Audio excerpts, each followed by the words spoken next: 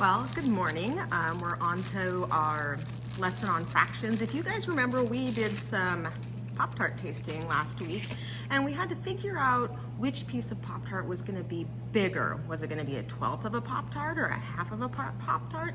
That's all about comparing fractions, and that's what we're going to review today. You're going to see some work in those packets where you're comparing fractions with the same numerator and fractions with the same denominator. And there are two different strategies for comparing those kinds of fractions, and we're going to talk about that today.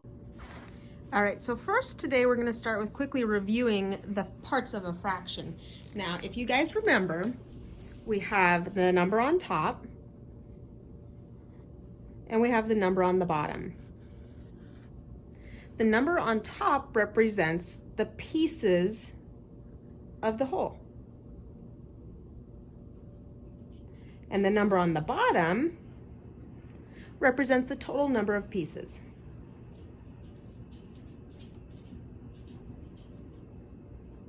Does anyone remember what we call the number on top? Well, if you said numerator, then you are correct.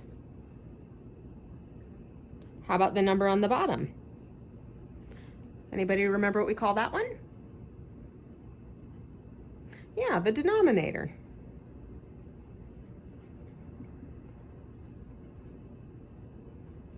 Now, when we talk about comparing fractions, when we're looking at fractions that have the same numerator, then it's the denominator that's going to tell us which is bigger or greater than. Let's take a look. Here, I have the fraction 3/4, and I know that 3/4 is going to be written like this. Then I also have the fraction 3/12. And I know that the fraction 3/12 is going to be written like this. Now in this case, we can see that the numerators of both fractions are the same. They're both 3's. That means when we compare them, we need to go down here and look at our denominators. Now, if you remember when we were working with our Pop-Tarts, the bigger the piece of Pop-Tart, really, the smaller this number was.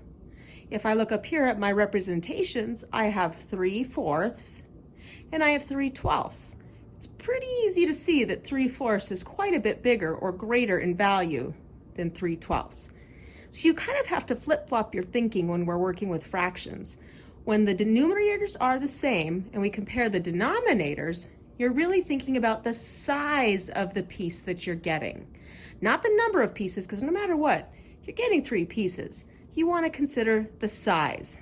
And in this case, I can see that the size of a 1/4 is quite a bit bigger than the size of a 1/12. So 3/4 is going to be greater than 3/12. Now I want you to flip-flop your thinking. If I have fractions that have the same number in the numerator, then my thinking changes. It becomes a whole lot like comparing whole numbers, or ones that aren't a piece of a whole.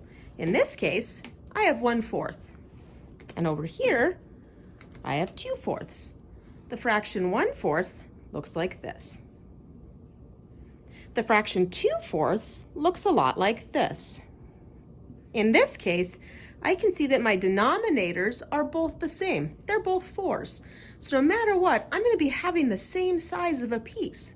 So then I need to think about the number of pieces, or my numerators. And in this case, I'm only getting 1/4. Over here, I'm going to be getting 2/4. I can look at my visual representation and I can notice this is quite a bit smaller than this. So in the case of the same denominator, the number is the same on the bottom, so the size of pieces doesn't change. I need to flip-flop my thinking into which one will be more pieces. So in this case, 2 pieces is definitely going to be more than 1 piece. So I'm going to say 1/4 is less than 2/4. Don't forget, when we look at our comparison symbols, the open end always points towards the greater value. That's all we have for today for comparing fractions. If you have any questions when you work through your homework, Feel free to send me a text or message me on Seesaw or send me an email. I hope that you enjoy working with your comparing fractions. Remember, compare numerators or compare denominators. That's the most helpful way to determine which one is greater than and which one is less than. Until our next lesson, I'll see you later.